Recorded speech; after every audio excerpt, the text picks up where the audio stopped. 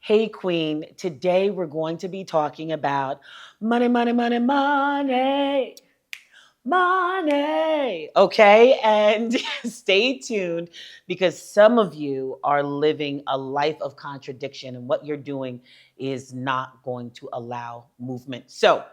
But first, welcome to the Find Your Voice show with Coach Vuyanzi, where we are helping Black women leaders to find their voice from the inside out. I am Coach Vuyanzi. Be transformed by the renewing of your mind. So let's renew your mind about money. And this is what I mean. So first we have to start here. And even recently I heard a pastor say this and I was like, "Ugh," where they said, money is the root of all evil. I'm going to need you to stop.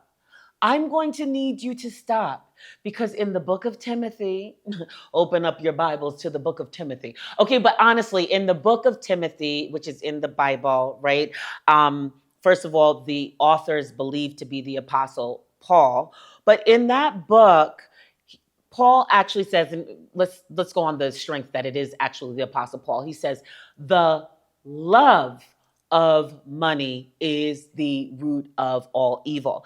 And really, if you even look at the verses that precede this scripture, I mean, Paul is full of words. And if you've ever read any of his writings, sometimes you're like, words on top of words on top of words. I'm gonna need a little less from you, Paul. But nevertheless, what he's doing is he's talking about a perverse mind, and he's talking about, oh, people think like, oh, to have God is meaning like you're gonna gain something, like now I got God, I'm gonna get this. It's talking about people who have their priorities all wrong. And then he goes on to say that the love of money is the root of all evil. Now, and let's talk about what follows it. And even some of the things he tells us to pursue: love, patience, gentleness, righteousness, godliness, faith. So he even it's so this scripture that we love to actually, first of all, quote wrong. We even take it out of context and we're not even understanding the bigger part of it. So therefore, though, I want to stop here. And maybe you say, well, I never heard that expression growing up, but maybe you have heard this when you asked your parents, oh, can I buy this or can you buy that? Maybe you heard something like this. Oh, there's not enough. What do you think? Money grows on trees. I don't have enough money. So between thinking money is evil and growing up to think that there is never quite enough money for things that you desire, what happens? Well, for some of you, those of you who just use it as a motivator and you don't have any problems with your relationship with money, but because of all of this, many of you have this skewed relationship with money. And here's what I mean. Have you ever tried to do something and your body's stopping you, but you're like, but wait a minute, this is crazy. It's the logical thing to do, but your body won't let you.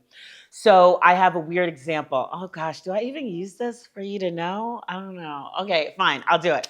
So I'm not a strong swimmer. And one of the things that freaking I struggle with, and that's for those of you who know how to swim, you go, and then when you put your head in the water, you blow out through your nose mostly.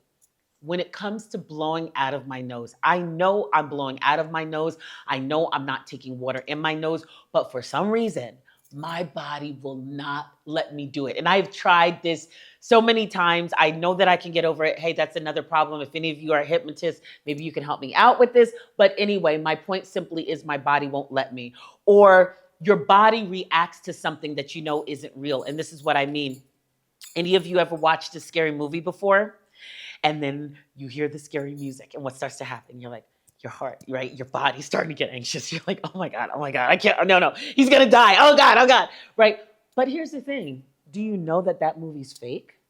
You know that it's fake, but your body is still reacting. Let's go into how all of this relates to your thinking that money is evil or there's not enough of it, and how you may be living in contradiction You, queen, are a Black woman leader. Many times when we attach that leader on, whatever it is that it looks like for you, many of my clients, one of their goals is towards wealth. Why? Because their dreams and aspirations that their current level of income will not meet. Now, if you have been taught and conditioned while you were growing up that money is evil or that it's not enough, your body, even if your mind is saying, oh no, I know it's not evil, you may be in contradiction because your body wants to move towards those goals. Your mind wants to move towards those goals, but maybe you're finding yourself doing a little self sabotage in one way or another because deeply rooted inside of you, you don't believe, you think that it is evil to have this much money. So I want to say to you, because I've run into this, and Bob Proctor talks about the level of income that we've been at. If you've been at a certain level of income and you just keep hitting the ceiling there and it's like you can't go past that, you might want to examine and think about, ooh, well, what is it that I thought about money in terms of growing up? You might want to start, listen, there's several tools that you can use. You can start also, of course, think about what it is. You can also begin to close your eyes and visualize what it is that you want that money will get you. I don't think visualizing the money itself will do it for you. Maybe it will, but just visualizing the things that you truly desire in your life, in your career. And also try this little affirmation with me. So, if you're not driving or not lifting heavy furniture, I invite you just for a moment to close your eyes and repeat after me. Okay, here we go. Money comes to me from expected and unexpected sources on a continuous basis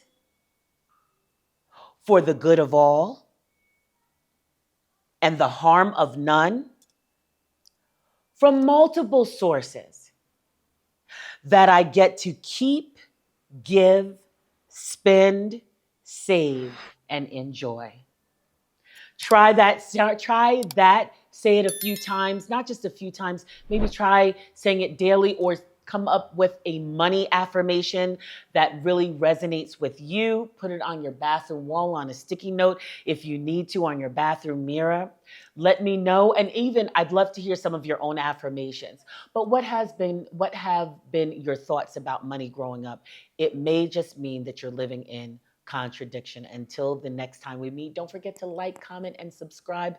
I will see you later. And by the way, make sure you check out how the Career Passion Accelerator is helping women to heal their relationship with money. Mwah.